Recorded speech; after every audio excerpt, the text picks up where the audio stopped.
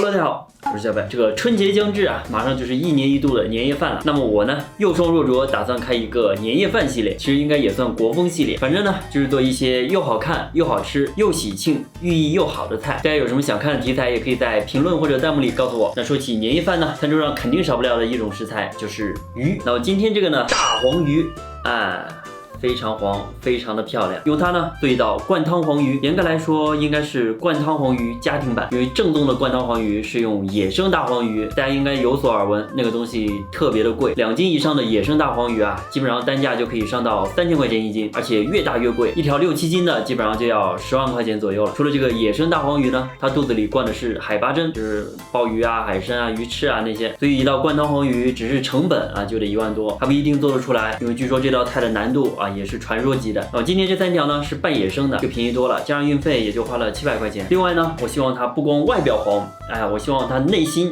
也黄啊，所以我打算用蟹黄灌汤包的做法来做。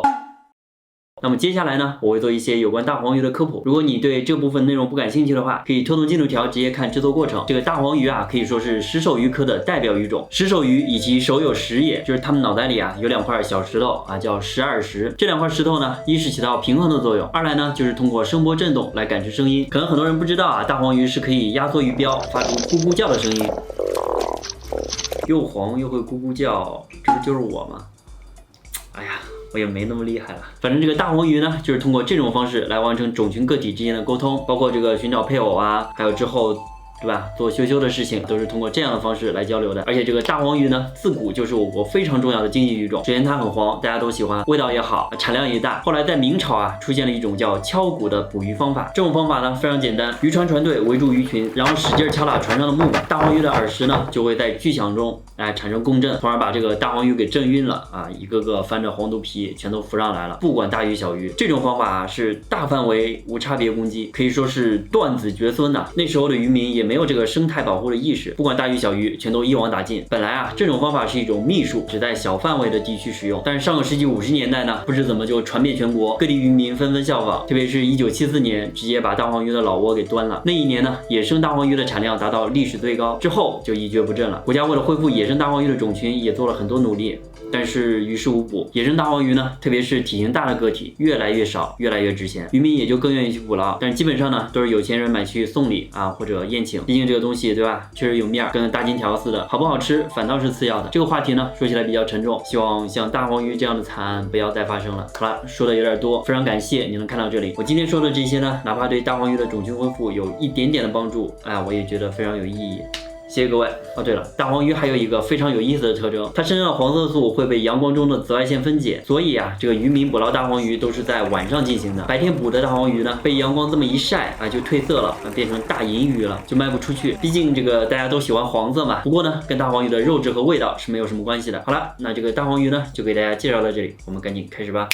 好这个憨批不小心删掉了几个素材文件，配音小北只能被迫营业了。首先我们要熬汤冻，其实很简单，就是祸害老母鸡那一套。不一样的是，要提前把鸡皮鸡油全部去干净，老母鸡的胶质是不够的，所以我们还要加猪皮。猪皮焯水之后呢，也要把油脂全部刮干净，最好再用温碱水洗一遍，因为后面我们还要加蟹黄。鸡油、猪油如果不去干净的话，做出来汤就会很油很腻，而且还致肥。鸡汤先熬90分钟，猪皮切条之后加进去，再熬90分钟，过滤之后关小黑屋里就可以了。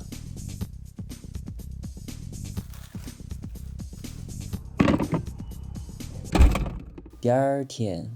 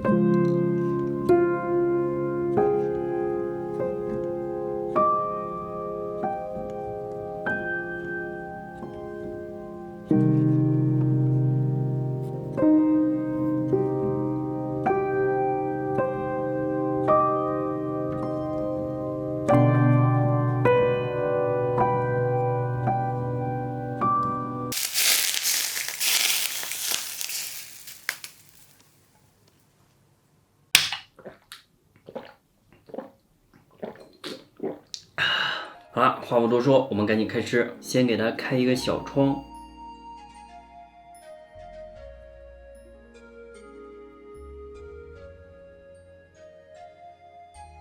哇，黄色传说。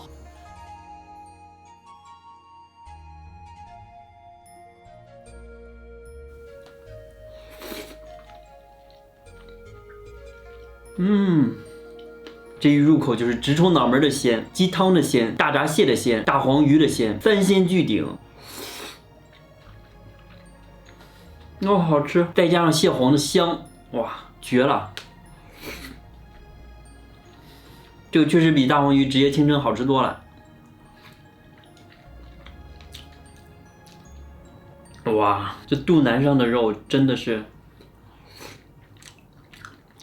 这道菜我完全没有想到，第一次做居然没翻车，我还买了3条大黄鱼，不过那2条呢都用不上了，但是呢也没有特别的成功。首先这个大闸蟹品质就不太好，再加上我蒸的时候啊有时耽误我焖过火了，而且这个蟹黄它不黄呀，它怎么局里局气的？这汤洞也加少了，所以里面的汤不够多，我还以为这个肚子打开会有汁爆出来，结果没有。不过也可以了，我给自己打80分吧。确实是好吃，哇，一大块肚腩肉加了这个蟹黄。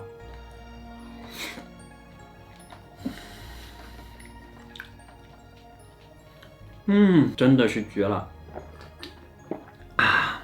再配上黄色的家伙，人生如此，夫复何求啊！哇，这2块就是他脑袋里的耳石，这个质感有点像玉，形状有点像乌龟。好了，那今天这个蟹黄灌汤黄鱼呢，说实话难度还是非常高的，做起来呢也比较复杂。不过呢，最终出来的效果倒也值得。大家过年的时候啊，闲着没事儿可以尝试一下这道菜，翻车了也没关系，大不了就做成清蒸黄鱼呗。今天这道菜呢确实是不容易，大家如果觉得我做的还不错的话，可以给个点赞3连，还有就是马上就50万粉了嘛，大家喜欢我的视频不要忘记关注了。好了，那今天视频就到这里，我们下期再见。